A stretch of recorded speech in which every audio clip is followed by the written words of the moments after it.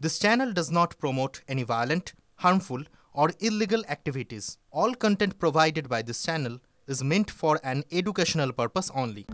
সুমন যেমন আমাদের প্রতিনিধি জানাচ্ছিলেন যে একেবারে নিয়ন্ত্রণের বাইরে পরিস্থিতি, কারণ ছাত্র বিক্ষোভে উত্তাল বাংলাদেশ। এখানেও তো বিক্ষোভ দেখছি আমরা বিক্ষোভ দেখছি চাকরিহারাদের। লাঠি পেটার পর এবার বিক্ষোভকারী চাকরিহারা শিক্ষকদের বিরুদ্ধে মামলা বিধাননগর পুলিশের। দুটো উইন্ডোর মাধ্যমে দেখুন আপনাদেরকে দেখাচ্ছি, একদিকে যখন ছাত্র বিক্ষোভে উত্তাল বাংলাদেশ, তখন এখানেও বিক্ষোভ চলছে উত্তাল কলকাতা। শিক্ষক বিক্ষোভে উত্তাল কলকাতা। সরকারি সম্পত্তি নষ্ট, সরকারি কাজে বাধা দেওয়ারও অভিযোগ বিক্ষোভকারীদের বিরুদ্ধে। গতকাল পুলিশকেও মারধরের অভিযোগ আন্দোলনকারীদের। শিক্ষকদের বিরুদ্ধে মারধরে জখম 4 পুলিশ কর্মী, খবর বিধাননগর কমিশনারের সূত্রে। এই মুহূর্তে সুকান্ত মজুমদার সাংবাদিকদের মুখোমুখি হয়েছেন। কারো একজনের ব্যর্থতার জন্য তো এই দুজনের প্রাণ চলে গেল, এতগুলো মানুষের বাড়ি ভেঙে দেওয়া হলো, বিয়ের সোনার গয়না লুট হয়ে গেল, বই থেকে শুরু করে সার্টিফিকেট কিচ্ছু বাকি নেই, পুড়িয়ে ছাড়খাড় করে দেওয়া হয়েছে। যে দায়ী তাকে দায়ী নিতে হবে।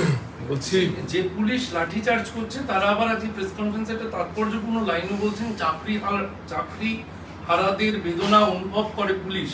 পুলিশের সাংবাদিক সম্মেলনে এই ধরনের লাইনই দেখা গেছে। না, পুলিশের যা অবস্থা এখন মনে হচ্ছে কোনো রকমে ড্রেসটা খুলিয়ে, খাকি ড্রেসটা খুলিয়ে পায়জামা পাঞ্জাবি পরিয়ে তৃণমূলের ঝান্ডা হাতে ধরিয়ে নামিয়ে দিলেই হয়ে গেল। কালীঘাটে গিয়ে একদম জিন্দাবাদ জিন্দাবাদ করবে দিদিমণির বাড়ির পাশে গিয়ে। এই অবস্থা তো হয়ে গেছে রাজ্য পুলিশের। নেতা না পুলিশ, এরা সেটাই বোঝা যাচ্ছে না। এরা অফিসার নাকি নেতাগিরি করতে এসেছে। বলছি হিন্দিতে জিজ্ঞেস করতে হবে, কয়েকজন আছে নিয়ে নাও, তুমি নিয়ে নাও একসাথে। কেন্দ্রীয় শিক্ষা প্রতিমন্ত্রী সুকান্ত মজুমদারের বক্তব্য আপনাদেরকে শোনাচ্ছিলাম। সুমন আমাদের সঙ্গে রয়েছেন। সুমন, আজকের ছবিটা একেবারে দেখো, তোমাকে ছবিটা দেখাবো এই মুহূর্তে। এখানে গণ কনভেনশনের ডাক দেওয়া হয়েছে, সেই মঞ্চ প্রস্তুত হচ্ছে। অন্যদিকে শিক্ষক সংগঠনগুলো তারা কিন্তু পরপর মিছিল করে এই বিকাশ ভবনের সামনে এসে জড়ো হচ্ছে, যার অর্থ শিক্ষক যারা চাকরি হারিয়েছেন তাদের পাশাপাশি এখন কিন্তু শিক্ষক সংগঠনগুলো তারাও কিন্তু এই আন্দোলনের শরিক হচ্ছে। তুমি দেখতে পাচ্ছ এখানে একদিকে যখন আন্দোলনের এবং আমরা একটু সরাসরি কথা বলার চেষ্টা করব। চিন্ময়, পুলিশ বলছে একাধিক মামলা রুজু করা হয়েছে, তার কারণ আপনাদের একাধিকবার আবেদন করা সত্ত্বেও আপনারা মানেন। দেখুন, আমাদের মানিনি কোন জায়গাটায়। আমাদের বলেছে ওদেরকে ছেড়ে দিতে হবে, আমরা মানি। আমরা বলেছিলাম একটা দিন থাক, কারণ আমরা দিনের পর দিন রাস্তায় আছি, আর ওনারা একটা দিন এসি ঘরে থাকতে পারবেন না, এটা কোনো কথা হলো? তাই আমরা চেয়েছিলাম একটা দিন অন্তত ওনারা থাকুক। আমরা আবেদন জানিয়েছিলাম। পুলিশ বলছে ন্যূনতম বল প্রয়োগ করা হয়েছে, ন্যূনতম। হ্যাঁ, একদম। আপনারা তো দেখেছেনই, আমরা অনলাইন দেখেছি, যেটা একদমই ন্যূনতম বল প্রয়োগ ছিল। একটু মধ্যম হলে হয়তো আমাদের শেষ নিঃশ্বাস ত্যাগ করতে হতো। ওনাদের ভাষায় এটা ন্যূনতমই, একদমই ঠিক। আমরা সত্যিই অবাক হয়ে যাচ্ছি যে একটা প্রশাসন তারা এটাকে নিম্ন একটা ন্যূনতম বল প্রয়োগ বলছে, যেখানে একেবারে মাথা ফাটিয়ে দিল, হাড় গোড় ভেঙে দিল, রক্তে পুরো স্নান করছে টিচাররা। এটা ন্যূনতম বল প্রয়োগ। তীব্র ধিক্কার জানায় এরকম প্রশাসনকে। এই জায়গায় তারা কিন্তু তাদের এই যে গণ কনভেনশন ডাক দিয়েছেন, তার কারণ সমাজের বিভিন্ন স্তরের মানুষদের তারা পাশে চাইছেন, তার জন্য কিন্তু একটা ছোট্ট মঞ্চ বাঁধা হয়েছে। কিছুক্ষণের মধ্যে কিন্তু এই গণ কনভেনশন শুরু হবে এখানে। মঞ্জিরা, সুমন, পরিস্থিতির দিকে নজর রাখো। আপাতত তোমাকে ধন্যবাদ। কিছুক্ষণ আগেই আপনাদের মনে থাকবে এডিজি দক্ষিণবঙ্গ তিনি প্রেস কনফারেন্স করেছেন, এবং সেই প্রেস কনফারেন্স করে তিনি বলছেন গতকাল যে ঘটনা ঘটেছে সেখানে পুলিশ তারা ধৈর্য দেখিয়েছে, তারা সংযম দেখিয়েছে। কারণ তা পুলিশের তরফ থেকে সুপ্রতিম সরকার স্পেসিফিক্যালি বলেছে পুলিশ চাইলে তো তাহলে আগেই লাঠিচার্জ করতে পারতো, কিন্তু আমরা ধৈর্য দেখিয়েছি, সংযম দেখিয়েছি। সরকারি অফিসার কর্মী এমনকি অন্তঃসত্ত্বাকেও বেরোতে দিচ্ছিলেন না আন্দোলনকারীরা, অযথা তারা আটকে ছিলেন। তাদের বের করাই পুলিশের উদ্দেশ্য ছিল। 7 ঘন্টা ধৈর্য ধরার পর অবশেষে তারা প্রোটোকল মেনে, বারবার যেটা বলা হয়েছে, ন্যূনতম বল প্রয়োগ করা হয়েছে। কি বললেন আজকে শুনুন। গণতান্ত্রিক পদ্ধতিতে শান্তিপূর্ণ আন্দোলন হলে কোথাও কোনো অসুবিধা নেই, গত 10 দিনেও ছিল না। সেই অধিকার সকলের আছে, কিন্তু সেই অধিকার প্রয়োগ করতে গিয়ে যদি সরকারি অফিসের গেট ভেঙে ফেলা হয়, সরকারি সম্পত্তি ভাঙচুর করা হয়, 7 ঘন্টা ধরে, আই রিপিট 7 ঘন্টা ধরে পুলিশের হাজার অনুরোধ, হাজার অনুনয় বিনয়ে কর্ণপাত না করে অবস্থান চালিয়ে যাওয়া হয় এবং মানুষকে বিনা দোষে যদি আটকে রাখা হয় এভাবে, তাহলে সেই আন্দোলন গণতান্ত্রিকও থাকে না, শান্তিপূর্ণও থাকে না। প্রতিবাদ করার অধিকার যদি আন্দোলনকারীদের থেকে থাকে, সারাদিন কাজ করার পরে নিরাপদে বাড়ি ফিরে পরিবারের কাছে ফিরে যাওয়ার অধিকারও তাদের ছিল। সেই অধিকারটুকু আমরা সুনিশ্চিত করতে গিয়েছিলাম। বলপ্রয়োগ করার কোনো ধরনের উদ্দেশ্য আমাদের ছিল না। যখন তাদের বের করার চেষ্টা করা হলো, তখন পুলিশের ওপর ইট বোতল এলো এবং যারা বেরোচ্ছেন তাদের শারীরিক প্রাণ সংশয়ের ঝুঁকি থাকলো। আমরা নিরাপদে তাদের বার করেছি এবং এই বার করার প্রক্রিয়ায় যেটুকু বলপ্রয়োগ করতে হয়েছে সেটুকু হয়েছে এবং সেটা স্বীকার করতে আমাদের কোনো দ্বিধা নেই। ধৈর্য এবং সংযমের চূড়ান্ত পরীক্ষা দিয়েছে পুলিশ। পুলিশ অসহায় ছিল না, পুলিশ সংযত ছিল, পুলিশ ধৈর্যশীল ছিল। Law should be for everybody. Law cannot be there. It's for some individual, it's not for some individual. That the law একটা mockery হয়ে যায়.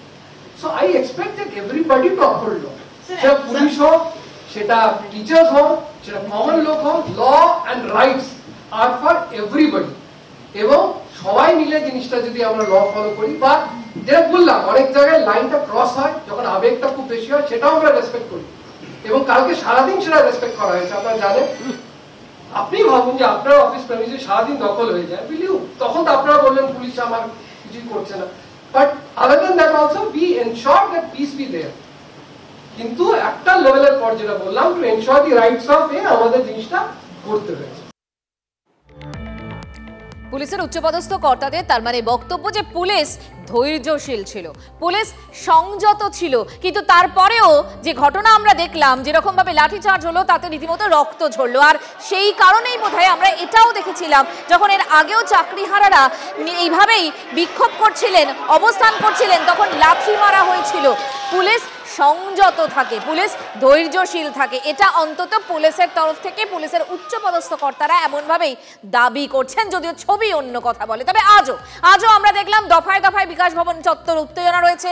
পুলিশের ব্যারিকেড ছড়িয়ে দিয়ে রাস্তায় বসে বিক্ষোভ আন্দোলনকারী চাকরিহারা শিক্ষকদের হকের চাকরি ফেরানোর দাবিতে বিকাশ ভবনের সামনে স্লোগান আজও ছিল।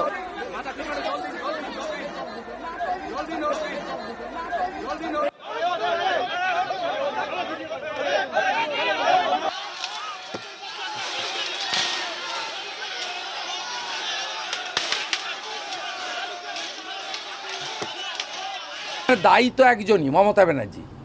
নিষ্কৃতি একজনই পাবেন, এত বাতিল করে লাভ নেই। একজনকে বাতিল করুন 26-এ, সব সমস্যার সমাধান হবে।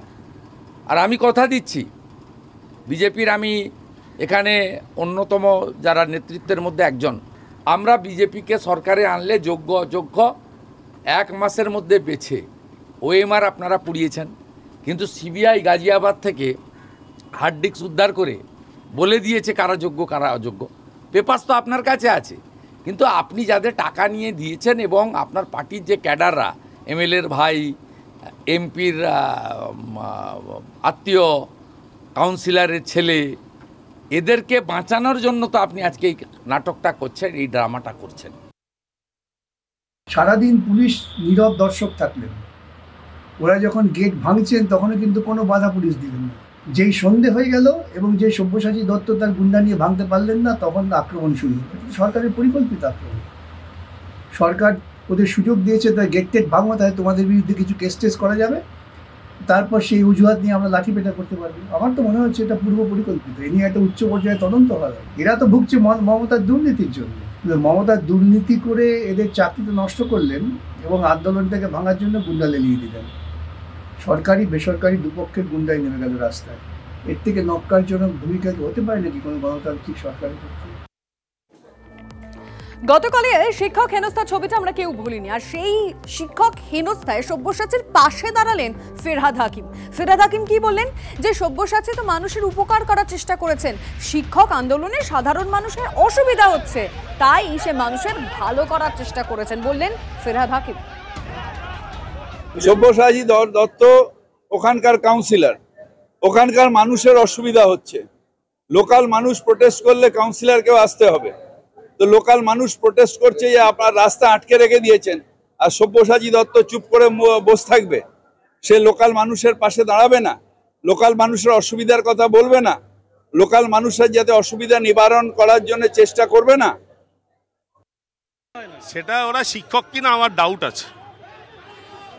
এই আপনি আপনার ওয়ার্ডেই বাধাপ্রাপ্ত হচ্ছেন, একটা জনপ্রতিনিধি সেটা ওদের জিজ্ঞেস করুন। আর এই বাধা সরাতে আমার 30 সেকেন্ড লাগবে, 30 সেকেন্ড। এরকম গাড়ি ফাঁকা করে দিয়েছে, কেউ নেই। এখানে যে একটা বিশৃঙ্খলা তৈরি, কোনো বিশৃঙ্খলা হয়নি, চলুন। কোনো বিশৃঙ্খলা হয়নি, যান যান যান যান যান। আপনারা তৈরি করছেন বিশৃঙ্খলা, যান। মিডিয়ার জন্য বিশৃঙ্খলা, চলুন চলুন চলুন চলুন। মিডিয়ার জন্য বিশৃঙ্খলা, মিডিয়া কি করলো? মিডিয়া বিশৃঙ্খলা বানাচ্ছে। এখানে কোনো বিশৃঙ্খলা দেখতে পাচ্ছেন? কোনো বিশৃঙ্খলা নেই, চলুন। এই কিছুক্ষণ আগেই একজন সাংবাদিককে নিগৃহীত হতে হয়েছে। কিসের সাংবাদিক? কোথাকার সাংবাদিক? TV9-এর সাংবাদিক। TV9-এর সাংবাদিক এখানে কি করছিল? সে কি করছিল আমার গাড়ির সামনে? সে তো কভার করতে এসেছিল আমাকে। চলুন। গতকালে সব্যসাচী দত্ত কি বলেছিলেন শুনলেন, কিন্তু এর পরবর্তীতে শুভেন্দু অধিকারী কি বলেছেন আইনজীবী, এবং তারপরে আমরা অবশ্যই শুনবো বাকি দলের তরফ থেকে কে কি বলছেন। মমতা ব্যানার্জি ওকে বিশ্বাস করে না। মমতা ব্যানার্জি কৃষ্ণা চক্রবর্তী, সুজিত বোসকে বিশ্বাস করে। এ ঢুকতে চাইছে রাজারহাট গোপালপুরে অদিতি মুন্সি, রাজারহাট নিউ টাউনে তাপস চ্যাটার্জি, বিধাননগরের সুজিত বোস। ও দাঁড়াবে কোথায়? ওকে এইসব নোংরামি করে গুন্ডামি করে নাম্বার বাড়াতে হবে, তাহলে যদি ঢোকা যায় চেষ্টা চরিত্র করে। জাভেদ শামীম এবং সুপ্রতিম সরকার আজকে প্রেস কনফারেন্সে কি বলেছেন শোনাবো। উনি ঢুকতে গেছিলেন, আপনারা হয়তো সেটা ক্যামেরায় দেখেছেন। হি ওয়াজ হেকেলড অলসো, ওনাকে ওখান থেকে তাড়িয়ে দেওয়া হয়েছে। সাবসিকুয়েন্ট ঘটনা যেটা আপনি বলছেন, আমরা যেরকম যদি অভিযোগ পাবো will investigate and find out and take necessary legal action. যিনি যে জনপ্রতিনিধির কথা বলছেন তিনি ওখানকার বাসিন্দা, তিনি বিকাশ ভবনে একটি কাজে যাচ্ছিলেন। আপনি কি পারেন, এটা কি আমার আইনি অধিকারের মধ্যে পড়ে আমি তাকে রাস্তায় আটকে দেব? কোনো অ্যাম্বুলেন্স হতে পারে, তিনি জনপ্রতিনিধি হোক যেই হন, তিনি রাস্তা দিয়ে যাচ্ছেন, তিনি বিকাশ ভবনে একটা কাজে যাচ্ছেন, তার গাড়ি ঘেরাও করে আমরা 45 মিনিট বসে থাকবো? তিনি যেই হন, যে দলেরই হন, যে পেশারই হন, যে জায়গারই হন। এটা প্রথম বেআইনি কাজটা আন্দোলনকারীদের তরফে শুরু হয়েছিল। তারপরে স্যার যেমন বললেন, উনি বেরোন, বোঝানোর চেষ্টা করেন, হেকেল করা হয়। তারপরে যে অপ্রীতিকর ঘটনা, সেই ব্যাপারে কোনো অভিযোগ এলে নিশ্চয়ই ব্যবস্থা নেওয়া হবে। কিন্তু এটা অন রেকর্ড ক্লিয়ার করে দিতে চাই, প্রথম বেআইনি কাজটা কিন্তু আন্দোলনকারীদের তরফেই করা হয়েছিল। যে ওখানে উনি থাকছিলেন, যখন ঢুকতে পারেননি, ওনার গাড়ির সামনে আবার শুয়ে পড়া হয়েছে, মানে he was not allowed to leave also. তারপরে যে সাবসিকুয়েন্ট হয়েছে, আমি বললাম ইটস এ ডাইনামিক সিচুয়েশন। তখনই পুলিশ এইটা করেনি কেন? ওটা আমি তো বললাম যে প্রথম 11টা থেকে তো ইলিগাল কাজ হচ্ছে, পুলিশ কিছু করেছে তখন? Idea was to control the situation, যতটুকু সংযত থেকে সব তরফ থেকে। আন্দোলনকারী চিন্ময় মণ্ডল এই শিক্ষক হেনস্থা নিয়ে কি বলেছেন শুনবো। কাউন্সিলর হিসেবে যদি তিনি আসেন, তাহলে তার সঙ্গে যারা ছিল তারা কি পুলিশ ছিল? তারা কি কোনো স্বশাসিত এই একটা সংস্থা বা রাজ্য সরকার বা তাদের কোনো প্রসাদধারী, কোনো প্রশাসনিক ক্ষমতাধারী কোনো ব্যক্তিত্ব ছিলেন? আমরা তো এগুলোই দেখে এসেছি, যে কেউ আসে আর তার সাথে 10 জন 15 জন 20 জন নিয়ে আসেন, অন্যকে মারে। কোনো উর্দি নেই, না তাদের কোনো ট্যাগ আছে, না আই কার্ড আছে, না কিছু আছে। তারা কারা? আর সেটাই যদি হয়ে থাকে তাহলে পরবর্তীকালে রাতের বেলা বাইক চালিয়ে একদম জোর করে যাওয়া হলো, এরা কারা?